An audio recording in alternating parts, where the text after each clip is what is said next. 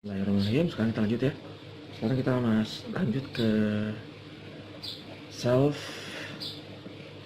bias CS stage. Self bias CS stage. Jadi maksudnya gimana? Kita tidak pembiasan pada common emitornya, tidak menggunakan pembagi tegangan seperti yang sebelumnya, tapi kita menggunakan seperti ini tekniknya. Kita menggunakan umpan balik ya. Misalkan tegangan VCC, ini RC ya. Nah, tegangan dari kolektor ini kita umpan balikan ke input basis. Oke, ini adalah RF. Nah, kemudian misalkan nanti kalau misalkan mau ada sinyal, ya berarti sinyalnya kan di sini ya. Tapi lupakan aja dulu ini, kita lupakan dulu ya.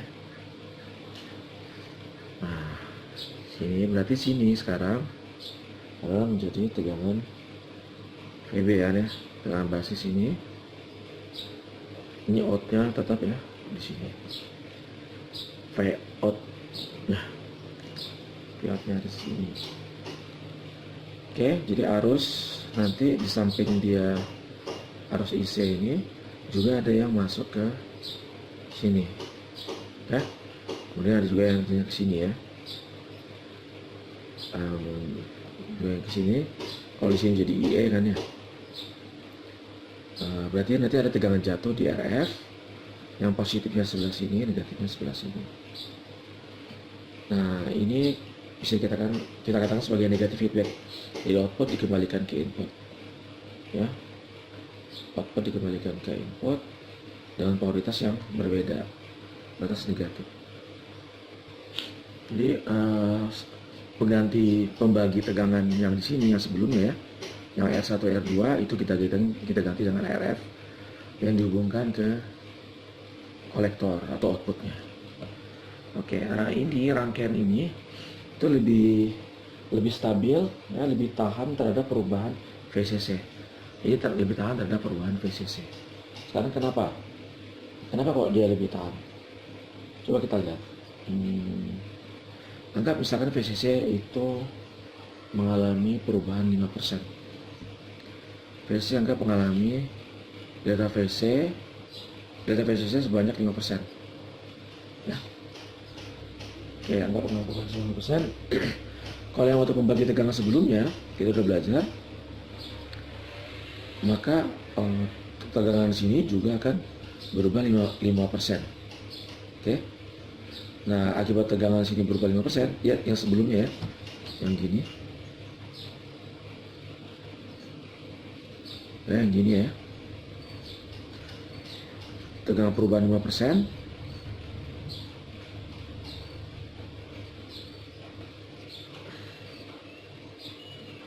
Masih ingat yang ini? Oke, VCC berubah 5%, maka VCC berubah 5%. Nah, akan menyebabkan perubahan sebanyak 465 kali ya pada IC-nya.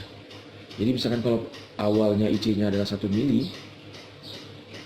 miliampere, sewaktu VCC berubah 5%, terjadi perubahan IC misalkan naik 5%, maka ini menjadi 5 kalinya, 5 miliampere. Bukan 5 kalinya, 465% kalinya, ya bisa kita kan 5 kalinya deh ya. Jadi besar sekali kenaikannya, sangat tidak stabil terhadap perubahan VCC.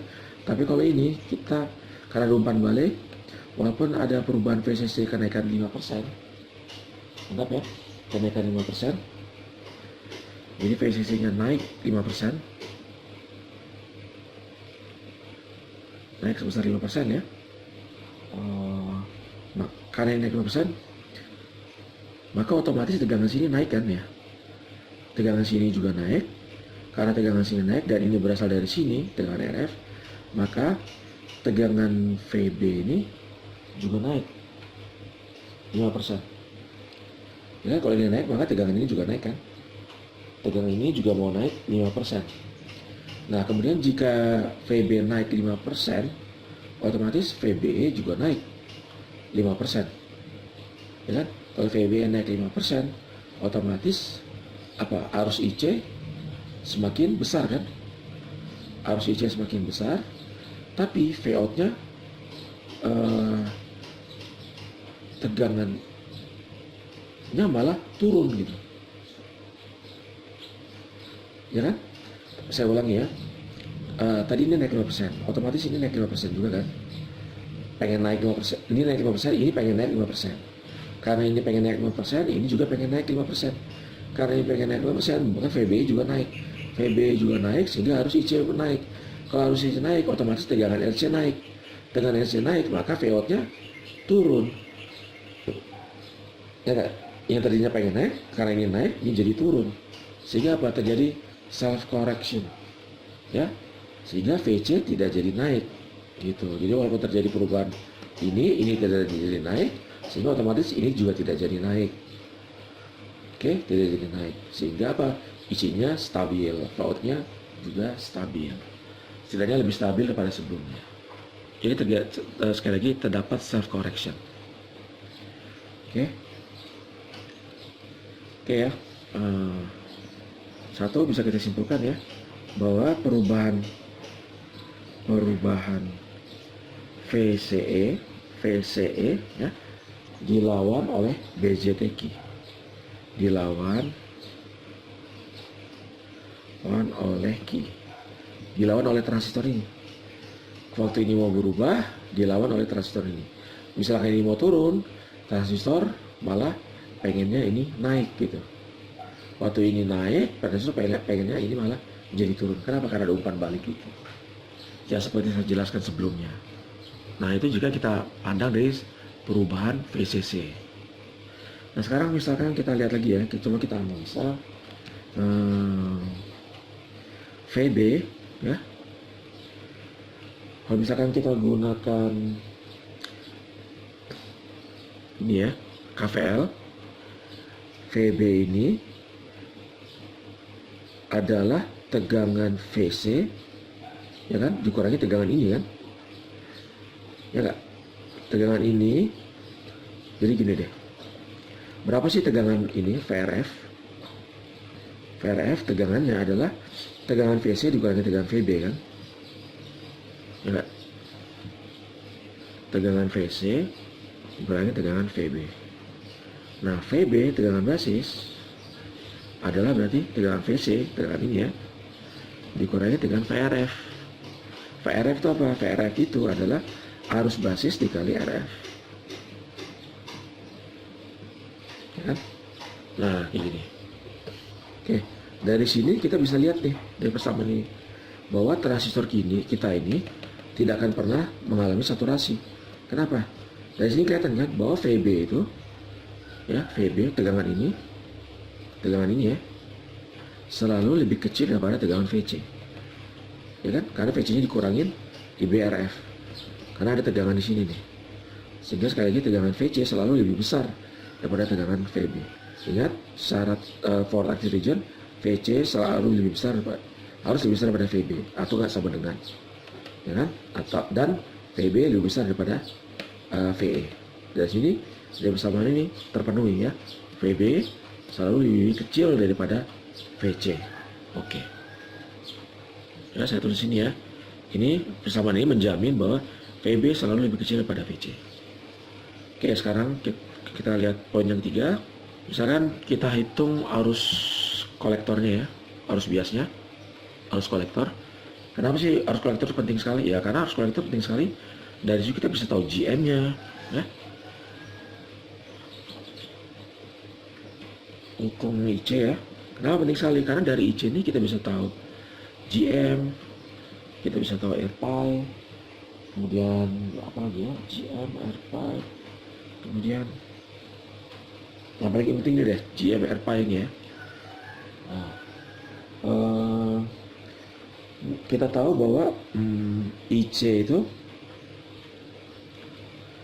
jauh lebih besar daripada IB ya, dengan faktor beta ini tadi kan. Beta ini kan besar sekali ya, misalkan 100. Maka bisa kita ambil kesimpulan bahwa anggaplah IC itu sama dengan IE. Ya, atau IE sama dengan IC. Kalau gitu ya. Kenapa? Karena IB itu kecil sekali kan. IB kecil sekali sehingga kita anggap IE itu IC. Oke? Karena kita asumsikan bahwa IC atau IE sama dengan IC, berarti semakin besar arus ngalir sini ya. IB kecil sekali. Kita bisa buat persamaan VCC KVL ya. VCC buat sini ya. VCC dikurangin tegangan ini ICRC. Oke. Kemudian dikurangin tegangan ini IBRF itu sama dengan VBE. Ini VBE kan ya? Enggak. Sama dengan VBE. Oke, lihat KVL ya. VCC ini dikurangin tegangan ini, dikurangin tegangan ini sama dengan tegangan ini. Nah, kemudian kita tahu bahwa IB itu adalah IC per beta.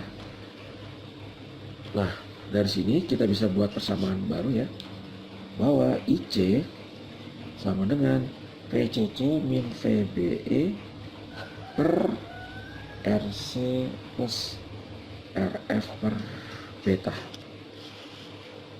Nah, gini.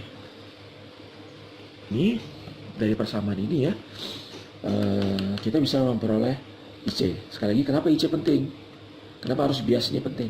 Ya karena dari IC tahu, kita bisa tahu GM, kita bisa tahu GM ya, kita bisa tahu RPI untuk small scale analysis nantinya. Oke. Nah, kemudian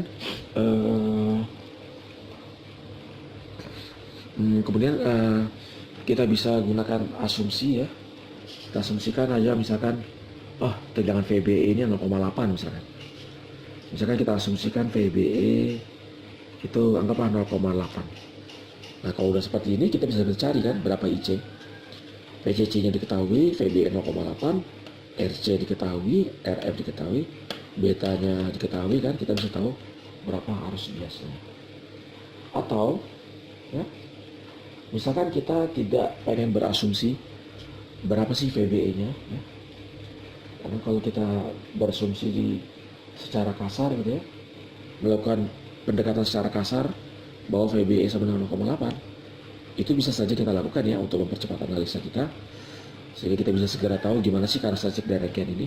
Tapi bisa saja kita kalau mencari lebih akurat, kita gunakan persamaan yang ini, persamaan yang bahwa VBE itu adalah VT ln IC per IS gitu. Jadi persamaan yang di atas ini menjadi VCC min IC RC dikurangin IB RF sama dengan VT ln IC per IS. Nah, seperti ini. Oke, dari sini kita gunakan sekali lagi iterasi. Kita gunakan iterasi ya. Maka kita bisa temukan IC. Caranya gimana? Ya kita tentukan aja IC ini. IC berapa? Misalkan anggaplah IC misalkan 1 mili, masukkan ke sini. VT seperti biasa ya, itu 26 mV. IS dari datasheet itu biasanya 10⁻16 ya, 10⁻16 ampere IS. Oke, masukin berapa nilainya, taruh di sini. Kemudian kita masukin VCC, masukin RC, masukin IB. IB ini harus berubah dulu ya, ntar. VCC min IC RC dikurangin IC per beta kali RF sama dengan VBE. Nah gini ya, cari VBE nya dulu, ditentukan dulu misalkan IC-nya 1 mili ampere ya, 1 mili ampere. Masukin ke sini, IS tahu, VT tahu, dapat VBE ya kan, dapat VBE. Nah kemudian kita masukin VCC, masukin RC, masukin beta, masukin RF, berapa IC-nya. Nah kemudian kalau misalkan IC-nya berbeda ya, masukin IC yang baru itu ke sini. Masukin IC yang baru ke sini. Oke, kemudian cari lagi berapa VBA-nya, dapat VBA. Oke, setelah dapat VBA, cari lagi, masukin ini, masukin ini, dapat IC yang baru. Masih beda dengan IC yang kita ambil yang hasilnya. IC isinya nggak sama. Masukin lagi IC yang dihasilkan tadi ke sini. Terus sampai nanti IC-nya nilainya sama antara IC yang kita masukkan ke sini sama IC yang dihasilkan di sini nanti. Ya, itu metode iterasi. Kalian bisa lihat ya di matematika teknik bagaimana cara mengerjakan menyelesaikan persamaan dengan menggunakan metode iterasi. Gampang aja ya. Oke, gitu ya. Oke, itu kalau kalian mau presisi IC-nya berapa ya. Kalau misalkan mau pakai perkiraan VBA 0,8 volt juga nggak masalah, supaya cepat gitu ya. Oke, anggaplah kita menggunakan itu aja 0,8, berarti VCC min 0,8 ya dibagi RC plus RF per beta, misalkan yang ini. Nah, dari persamaan ini kita bisa tahu ya, yang misalkan beta ini kita pengen IC ini lebih kebal terhadap beta, perubahan beta ya, kita pengen arus bias kita lebih kebal terhadap perubahan beta. Gimana caranya? Oh, caranya berarti harus kita buat ini, kalau dijumlahkan dengan ini nilainya nggak jauh beda dengan ini, berarti apa, RC jauh lebih besar pada RF beta ya.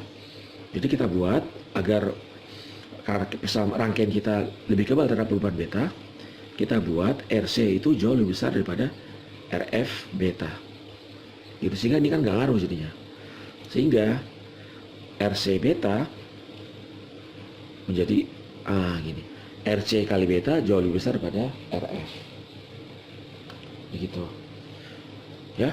Sehingga kalau misalkan VCC ini naik 5%, kemudian IC naik 5%, oke, kemudian kita anggaplah ini tetap ya VBA-nya. VBA-nya tetap. Karena VCC ini jauh lebih besar daripada VBA ya. Biasanya 5 volt, 10 volt gitu. Jauh lebih besar daripada VBA. Maka kita, karena VCC berubah 5% ya. VCC-nya anggaplah naik 5%. Oke. Kemudian karena VCC lebih besar daripada VBA, atau bisa kita anggaplah VBA berubahnya dikit banget ya, sedikit sekali berubahnya, maka IC-nya dari sini ya, IC-nya juga berarti naik 5%, anggap ya, anggap naik 5% juga. Oke. Nah, coba kita bandingkan dengan rangkaian sebelumnya. Rangkaian sebelumnya, kalau misalkan yang ini ya, kalau misalkan sini ada kenaikan 5%, VCC naik 5%, kemudian tegangan ini ada pembagi tegangan ya, ini juga naik 5%, ya sebenarnya nggak pembagi tegangan murni ya, karena ini kan tegangan tervenir, tapi kita anggap aja lah ini pembagi tegangan. Oke, karena apa? Karena kita anggap arus basisnya kecil sekali, untuk mempercepat analisa kita. Sekali lagi, untuk mempercepat analisa, kalau ini naik 5%, maka ini juga naik 5%. Kalau ini naik 5%, tegangan ini, lihat nih, berarti VBA juga naik 5%. Berarti arus IC, kalau kita masukkan ke persamaan ini, masukkan ke persamaan IC, IS eksponensial VBA per VT, maka kenaikan IC itu adalah 465%. 465% kalau kalian lihat pada kuliah sebelumnya. Itu kenaikannya besar sekali. Ya. Kemudian sewaktu kita menggunakan degenerasi, ya, kenaikannya 36%. Oke ya. Waktu tidak menggunakan degenerasi, pembagi tegangan biasanya, kenaikannya itu adalah di 465%. Saat VCC naik 5%. Ya, biasa 462%. Oke. Waktu kita pakai degenerasi, kenaikannya setelah kita hitung kemarin, video-video kemarin ya, itu 36%. Ya enggak? Sedangkan yang ini, ya, sekali lagi, VCC kenaikannya 5%, IC kenaikannya kurang lebih sekitar 5% lah. Jauh lebih kecil daripada kedua yang ini. Gitu ya.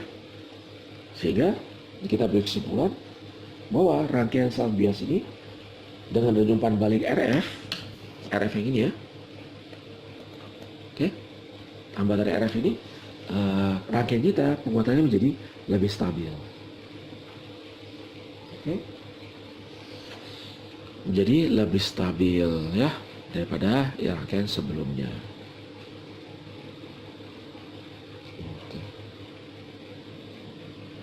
Oke, untuk selanjutnya misalkan berapakah R inputnya kalau ini? R inputnya berapa? R outputnya berapa? Itu nanti aja pembahasannya kita bahas ke selain waktu saat lebih pelajaran elektronika kita tentang transistor lebih advance lagi. Oke ya, itu dulu. Assalamualaikum warahmatullahi wabarakatuh.